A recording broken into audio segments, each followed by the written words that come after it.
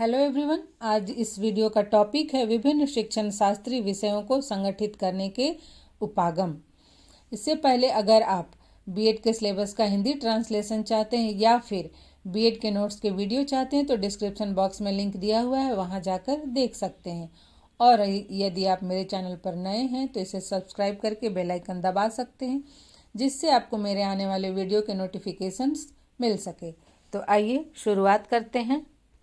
विभिन्न शिक्षण शास्त्रीय विषयों को संगठित या व्यवस्थित करने के उपागम विधियां हम नेक्स्ट वीडियो में करेंगे। सबसे पहले हम इंट्रोडक्शन देखते हैं कि विद्यालय में बालक के ज्ञान एवं कौशल का विकास करने, उसकी आंतरिक प्रतिभा को विकसित करने के लिए विभिन्न विषयों की शिक्षा दी जाती है, जैसे कि हिंदी, अंग्रेजी, गणित, इतिहास, भूगोल, राजनीति शास्त्र, अर्थशास्त्र, भौतिक शास्त्र, रसायन शास्त्र, जीव विज्ञान, ललित कलाएं, संगीत, चित्रकारी आदि। और इन विषयों के चुनाव में, विषयों के अनुशासन में, विषय वस्तु एवं संबंधित क्रियाओं के संगठन तथा अधिगम को प्रभावपूर्ण एवं सार्थक बनाने के लिए जिन विधियों, प्रविधियों, कौशलों, उपायों, दृष्टिकोणों का प्रयोग किया जाता है, उन्हें ही पाठ्यक्रम विकास के उपागम कहा गया है। थोड़ा सा हम और समझते हैं उपागम का क्या अर्थ है। पाठ्यक्रम के निर्धारित उद्देश्यों की पूर्ति करने के लिए जो विभिन्न प्रकार के दृष्टिकोण या उपाय बनाए जाते हैं या अपनाए जाते हैं, उन सभी को पाठ्यक्रम विकास के उपागम कहा जाता है।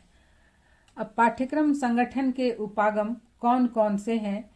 जैसे किसी भी स्तर के पाठ्यक्रम या किसी भी विषय के पाठ्यक्रम का विकास विभिन्न प्रकार के उपागम अर्थात दृष्टिकोणों के आधार पर होता है, अर्थात पाठ्यक्रम के द्वारा प्राप्त किए जाने वाले उद्देश्यों को प्राप्त करने के उपाय के आधार पर होता है। क्योंकि उपागम ही वह आधार है जिससे विषय से संबंधित अनुशासन, तथ्यों, समस्याओं, प्राप्त किए जाने वाले अनुभव, छात्रों एवं अध्यापकों की भूमिका इत्यादि से संबंधित किसी भी प्रकार के प्रारूप का निर्माण होता है। अब ये उपागम जो है, जैसे कि कोई भी पाठ्यक्रम होता है तो कुछ लोगों का सोच होता है कि नहीं, पाठ्यक्रम को बाल केंद्रित बनाना चाहिए। जैसे जो छोटे बच्चे हैं तो उनका पाठ्यक्रम बाल केंद्रित होना चाहिए। कुछ लोग सोचते हैं कि नहीं, पाठ्यक्रम में कुछ विषयों को पढ़ाना अत्यंत ही महत्वपूर्ण है, इसलिए फिर उससे उच्च स्तर पर कई विषयों को सम्मिलित किया जाता है पाठ्यक्रम में। कुछ सोचते हैं कि नहीं, पाठ्यक्रम ऐसा हो जिससे छात्र जीवन के अनुभव प्राप्त करे, उन्हें इस तरह का अनुभव हो जिसका उपयोग वो व्यवहारिक जीवन में कर सके। कुछ लोग का दृष्टिकोण ये होता है कि नहीं, पाठ्यक्रम में कुछ शिल्प को भी शामिल किया जाना चाहिए। कुछ लोग सोचते हैं कि नहीं, समाज और बालक की आवश्यकता को ध्यान में रखते हुए पाठ्यक्रम में विषयों को या फिर क्रियाओं को शामिल किया जाना चाहिए। फिर कुछ व्यक्तियों का दृष्टिकोण है या शिक्षा शास्त्रियों का दृष्टिकोण है कि वर्तमान में व्यावसायिक पाठ्यक्रम की बहुत अधिक मांग है, इसलिए शिक्षा में व्यावसायिक पाठ्यक्रम को शामिल किया जाना चाहिए। तो इस तरह से पाठ्यक्रम में जो विषय वस्तु शामिल किए जाते हैं, जो विषय शामिल किए जाते हैं, जो अन्य पाठ्य सहगामी क्रियाएं होती हैं या क्रियाकलाप होते हैं, उनके संगठन से संबंधित जो दृष्टिकोण होते हैं, उन्हें ही उपागम कहा गया है। और विभिन्न प्रकार के दृष्टिकोणों के अनुसार लोगों ने पाठ्यक्रम में विभिन्न प्रकार के विषयों एवं क्रियाकलापों को शामिल करने की अनुशंसा की है, बात की है। अब हम देखते हैं कि पाठ्यक्रम संगठन के कौन कौन से उपागम हैं। इसमें सबसे पहले है बाल केंद्रित उपागम, नंबर 2 है विषय केंद्रित उपागम, 3rd है व्यापक क्षेत्र उपागम, 4th है अनुभव केंद्रित उपागम, 5th है सामाजिक समस्या केंद्रित उपागम, 6th है क्रिया या गतिविधि आधारित उपागम, 7 है शिल्प केंद्रित उपागम, 8 है इकाई उपागम, 9 है आवश्यकता आधारित उपागम, उसके बाद है दक्षता आधारित उपागम, नेक्स्ट है संज्ञानात्मक उपागम और अंत में व्यवसाय केंद्रित उपागम। ये जो दृष्टिकोण है ये इससे भी अधिक हो सकते हैं, क्योंकि जैसे जैसे समाज की आवश्यकताएं बढ़ती है, बदलती हैं, दृष्टिकोण भी चेंज होता जाता है। उसी के अनुसार शिक्षा की व्यवस्था की जाती है और विषयों को भी उसमें पाठ्यक्रम के विषयों को, विषय वस्तु को घटाया या बढ़ाया जाता है। अब हम इन उपागमों को या इन उपागम के विषय में एक एक करके चर्चा करेंगे। सबसे पहले बाल केंद्रित उपागम। बाल केंद्रित उपागम शिक्षा के क्षेत्र में बढ़ती हुई मनोवैज्ञानिक प्रवृत्ति का परिणाम है। आजकल हम सभी जानते हैं कि शिक्षा में बाल मनोविज्ञान को अत्यधिक महत्व दिया जाने लगा है। इसमें पाठ्यक्रम का निर्माण बालक को केंद्र मानकर किया जाता है। इसके अनुसार बालक शिक्षा के लिए नहीं है, वरन शिक्षा बालक के लिए है। अर्थात ऐसा नहीं कि शिक्षा की व्यवस्था कर दिया जाए और उसके अनुसार बालक का विकास किया जाए, बल्कि बालक के अनुसार शिक्षा का विकास किया जाए। बाल केंद्रित उपागम में पाठ्यक्रम में विषय वस्तु बालक की रुचि, योग्यता, क्षमता एवं आवश्यकता को ध्यान में रखकर ही संगठित किए जाते हैं तथा सार्थक एवं प्रभावपूर्ण अधिगम के लिए बाल केंद्रित विधियों एवं छात्रों की क्रियाशीलता को महत्व दिया जाता है, जैसे कि खेल विधि, करके सीखना, अनुभव द्वारा सीखना, भ्रमण के द्वारा सीखना, सहायक शिक्षण सामग्रियों का प्रयोग करके छात्रों को के अधिगम को उच्च बनाना, पाठ्य सहगामी क्रियाओं का प्रयोग करके पाठ्यक्रम के उद्देश्यों को प्राप्त करने का प्रयास करना, जिससे कि छात्रों का संतुलित विकास हो सके। अर्थात बाल केंद्रित उपागम वह दृष्टिकोण है जिसके द्वारा बालक को अधिगम प्रक्रिया का मुख्य आधार बनाया जाता है। अधिगम का प्रबंध बालक की आवश्यकताओं, रुचियों एवं क्षमताओं के आधार पर किया जाता है और इसके लिए विभिन्न विधियों, तकनीकों का सहारा लेकर बालक को सक्रिय ढंग से सिखाया जाता है। अर्थात इस प्रकार के उपागम या दृष्टिकोण का जो केंद्र बिंदु होता है वह बालक होता है और पाठ्यक्रम में जो भी विषय, क्रियाएं, विधियां संगठित की जाती हैं वे बालक की रुचि, योग्यता, क्षमता को देखकर की जाती हैं। नेक्स्ट है विषय केंद्रित उपागम। जैसा कि नाम से ही स्पष्ट है कि इसमें विषय को प्रधानता दी जाती है और इस उपागम में जो विषय वस्तु है, पाठ्यक्रम का विषय वस्तु, उसी के चारों ओर अधिगम अनुभवों को संगठित किया जाता है। अर्थात उस विषय वस्तु से बालक को कौन कौन से अनुभव होंगे, वो क्या क्या सीखेगा।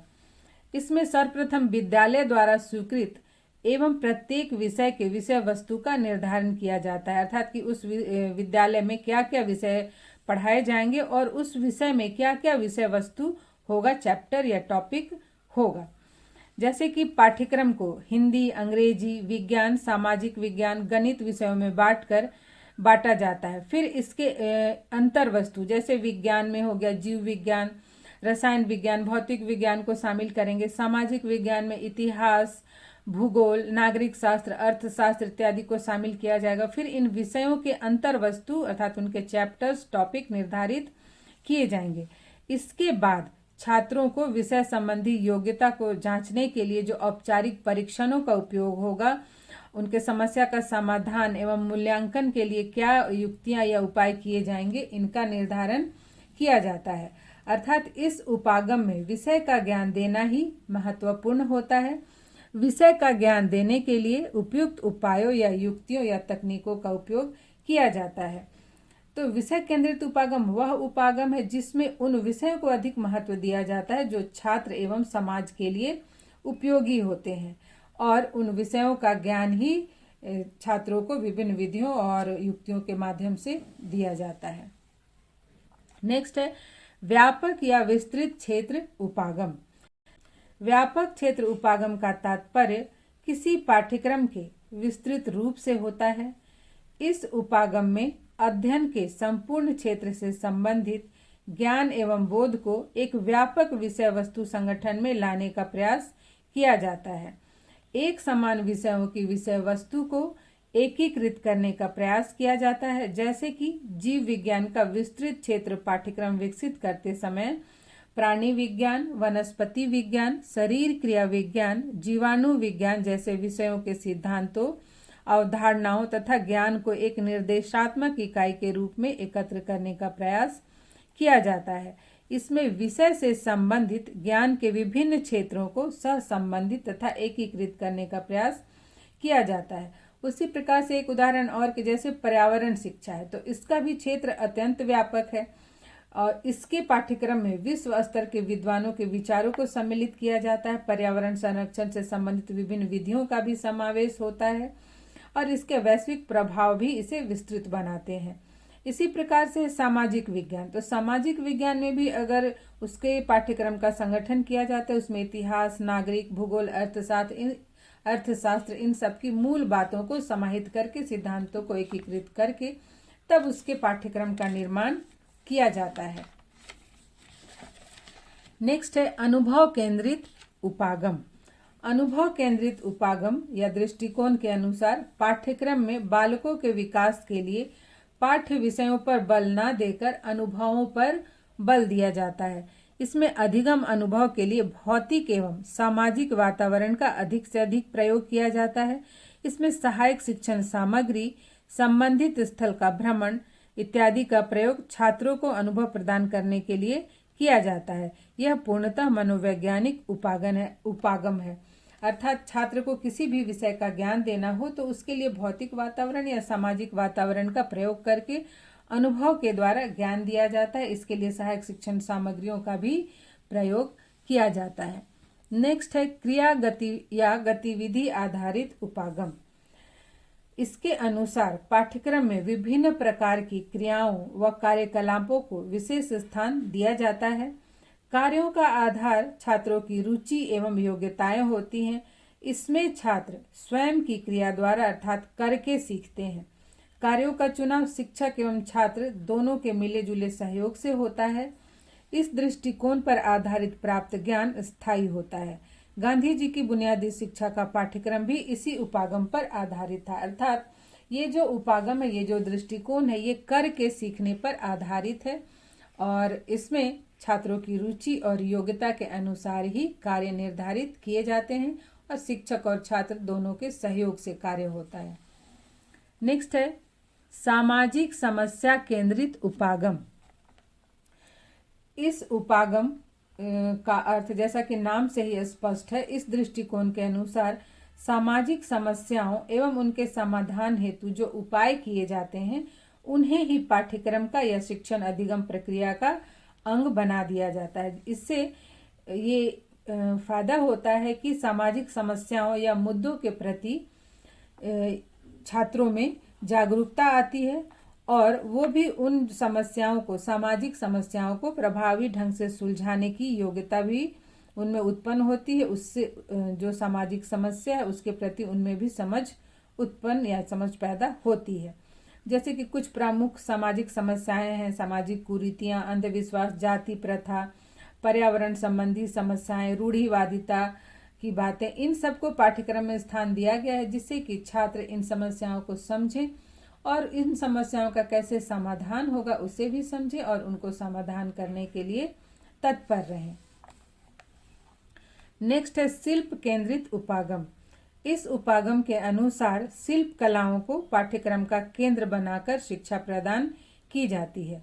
पाठ्यक्रम में विद्यालयों में ही बालकों को अन्य विषयों की शिक्षा के साथ साथ कताई, बुनाई, लकड़ी, चमड़े आदि शिल्प की शिक्षा दी जाती है। गांधी जी की बुनियादी शिक्षा का पाठ्यक्रम भी शिल्प केंद्रित उपागम पर आधारित था। गांधी जी की बुनियादी शिक्षा शिल्प केंद्रित उपागम पर संगठित पाठ्यक्रम का बहुत ही अच्छा उदाहरण है। अब नेक्स्ट जो उपागम है वह है इकाई उपागम। इस उपागम या दृष्टिकोण के अनुसार किसी विशिष्ट कक्षा के लिए पाठ्यक्रम का संगठन करते समय विषय वस्तु या सामग्री का इस प्रकार संगठन किया जाता है जिसमें प्रत्येक इकाई का एक दूसरे से संबंध हो। इकाई के संगठन में छात्रों की आयु, योग्यता, रुचि, मानसिक स्तर को ध्यान में रखा जाता है। जैसे कि अभी आप बीएड के पाठ्यक्रम के पेपर 1 में ही देखेंगे चाइल्डहुड एंड ग्रोइंग अप, तो वो कई यूनिट में बटा है। फर्स्ट यूनिट में बालकों के विकास के विषय में बताया गया है। उसमें भी क्रमिक विकास, शैशवावस्था, बाल्यावस्था, किशोरावस्था, प्रौढ़ावस्था, और इन अवस्थाओं में भी बालक के सभी शारीरिक, मानसिक, संवेगात्मक, सामाजिक सभी विकास के बारे में बताया गया। उसके बाद जो सेकेंड यूनिट है उसमें फिर बताया गया इनके व्यक्तित्व के बारे में। तो इस तरह से जो पाठ्यक्रम है उसको कई यूनिट में बांट दिया जाता है और ये जो यूनिट के विषय वस्तु होते हैं ये एक दूसरे से संबंधित होते हैं और ये जो यूनिट भी होते हैं, इकाई भी होते हैं, एक दूसरे से संबंधित होते हैं। जैसे जो फर्स्ट यूनिट में जो ज्ञान दिया जाता है, दूसरे यूनिट में उससे आगे के ज्ञान को दिया जाता है। इसी तरह से पाठ्यक्रम जो है समस्त यूनिट में विभाजित होता है और जो ज्ञान होता है वो एक दूसरे से संबंधित होता है। नेक्स्ट है आवश्यकता आधारित उपागम। इस उपागम या दृष्टिकोण के अनुसार बालक के विकास के विभिन्न चरणों के अनुसार उनकी शारीरिक, मानसिक, सामाजिक एवं सांवेगिक आवश्यकताओं को अर्थात उनकी मूलभूत आवश्यकताओं को निर्धारित करने के बाद उन आवश्यकताओं की पूर्ति के लिए उपयोगी क्रियाओं एवं विषय वस्तु को पाठ्यक्रम में स्थान दिया जाता है। इसमें बालकों की आवश्यकता के आधार पर व्यावसायिक शिक्षा भी दी जाती है जिससे कि वे आत्मनिर्भर बन सके। इसे ऐसे भी समझ सकते हैं कि जैसे बालकों की आयु के अनुसार, उनकी आवश्यकता के अनुसार पाठ्यक्रम में जो विषय वस्तु शामिल किए जाते हैं, जो बच्चे छोटे होते हैं तो उनकी आवश्यकता के अनुसार कम विषय वस्तु और कम विषयों को पाठ्यक्रम में रखा जाता है। फिर जैसे जैसे बालकों की आयु बढ़ती है, उनके स्तर के अनुसार, उनकी आवश्यकता के अनुसार पाठ्यक्रम का स्वरूप थोड़ा विस्तृत होता चला जाता है। नेक्स्ट है दक्षता आधारित उपागम। तो आधुनिक युग में हम सभी जानते हैं कि आधुनिक युग जो है प्रतिस्पर्धा एवं प्रतियोगिता का युग है। इसमें बालकों को ज्ञान प्राप्त करने के साथ साथ किसी विशेष क्षेत्र में दक्षता प्राप्त करना भी आवश्यक होता है। यह दक्षता मानसिक भी हो सकती है एवं भौतिक भी हो सकती है, अर्थात बालक किसी विषय में दक्षता हासिल करता है या किसी कौशल में। इसमें विशिष्ट दक्षता से संबंधित विषयों एवं कौशलों को पाठ्यक्रम स्थान देकर बालकों के स्तरों के अनुसार रुचि का ध्यान रखते हुए उन्हें किसी विशिष्ट क्षेत्र में दक्ष बनाकर उन्हें अपने पैरों पर खड़ा होने योग्य बनाया जाता है। जैसे कोई बालक होता है वो गणित के विषय में दक्ष होता है, कोई बालक होता है वो विज्ञान विषय में दक्ष होता है, कोई बालक है वो संगीत में दक्ष होता है, कोई नृत्य में दक्ष होता है। इसी तरह से बालक अलग अलग विषयों में भी दक्ष होते हैं या फिर अलग अलग कौशलों में। और इसका हम एक उदाहरण ये समझ सकते हैं कि जैसे वर्तमान जो शिक्षा नीति है, इसी को ध्यान में रखते हुए जो 6 क्लास से ही कई कौशलों को भी पाठ्यक्रम में शामिल करने की बात कही गई है, जिससे बालक अपनी रुचि या कहें दक्षता के अनुसार वो किसी भी क्षेत्र का चुनाव करके उसमें शिक्षा प्राप्त करके उसमें दक्षता हासिल कर सकते हैं। नेक्स्ट है संज्ञानात्मक उपागम। संज्ञान का अर्थ होता है जानना या समझना। संज्ञानात्मक उपागम प्रमुख रूप से प्रत्यक्ष ज्ञान, संकल्पना निर्माण, भाषा प्रयोग, चिंतन, समस्या समाधान, अवधान एवं स्मृति जैसी क्रियाकलापों को ध्यान में रखकर सीखने की क्रियाशील विधियों द्वारा छात्रों में जानने, समझने, चिंतन करने, तथ्यों को समझने, समस्या का समाधान ढूंढने के लिए अभिप्रेरित किया जाता है। इसमें छात्र की अंतर्दृष्टि का विकास होता है जिससे वह किसी समस्या का समाधान करने में सक्षम होता है। अर्थात पाठ्यक्रम में वैसे विषय और क्रियाएं सम्मिलित होते हैं या फिर उन विधियों से पढ़ाया जाता है पाठ्यक्रम को कि छात्रों में जानने, सोचने, समझने की शक्ति का विकास हो, उनमें चिंतन करने की शक्ति का विकास हो, तर्क करने की शक्ति का विकास हो, वो किसी भी तथ्य को या समस्या को समझ सकें और उसका समाधान स्वयं करने में भी सक्षम हो। नेक्स्ट है और लास्ट है व्यवसायिक केंद्रित उपागम। व्यवसाय केंद्रित उपागम या दृष्टिकोण में पाठ्यक्रम में व्यावसायिक एवं तकनीकी कार्यों से संबंधित पाठ्य विषय एवं क्रियाकलापों को प्रमुखता दी जाती है। इस उपागम का उद्देश्य बालकों में ऐसे कौशल का विकास करना होता है जिससे बालक भावी जीवन में आजीविका कमा सके तथा आत्मनिर्भर बन सके। वर्तमान में इस प्रकार के पाठ्यक्रम की मांग सबसे अधिक है। वर्तमान में चाहे वो छात्र हो या फिर छात्र के अभिभावक, सबका एक ही उद्देश्य होता है कि वो किसी न किसी तरह इस तरह की शिक्षा प्राप्त करें कि शिक्षा प्राप्त करने के पश्चात वो किसी अच्छी नौकरी में लग जाएं। इसलिए अभी जो वर्तमान शिक्षा व्यवस्था उसमें व्यवसाय केंद्रित उपागम के आधार पर पाठ्यक्रम का संगठन किया जा रहा है जिससे जो छात्र हैं वो आत्मनिर्भर बन सके। तो ये थे कुछ उपागम जो पाठ्यक्रम संगठन के समय में इन दृष्टिकोणों के आधार पर विषय वस्तुओं को उसमें शामिल किया जाता है। तो ये जो उपागम है, ये दृष्टिकोण है पाठ्यक्रम में विषय वस्तुओं के संगठन के इन्हीं दृष्टिकोणों के आधार पर पाठ्यक्रम के जो टॉपिक्स हैं, जो विषय वस्तु हैं या फिर जो पाठ्य सहगामी क्रियाएं हैं वो निर्धारित की जाती है, जिससे कि बालक के ज्ञान के क्षेत्र का विकास हो, उसके व्यक्तित्व का संतुलित विकास हो, उसमें मूल्यों का विकास हो और वो एक उसका सामाजिकरण हो, अर्थात उसका सर्वांगीण विकास हो। इन्हीं दृष्टिकोणों के आधार पर सारे विषय या क्रियाएं पाठ्यक्रम में सम्मिलित होती हैं। तो आज यहीं तक, मिलते हैं नेक्स्ट वीडियो में।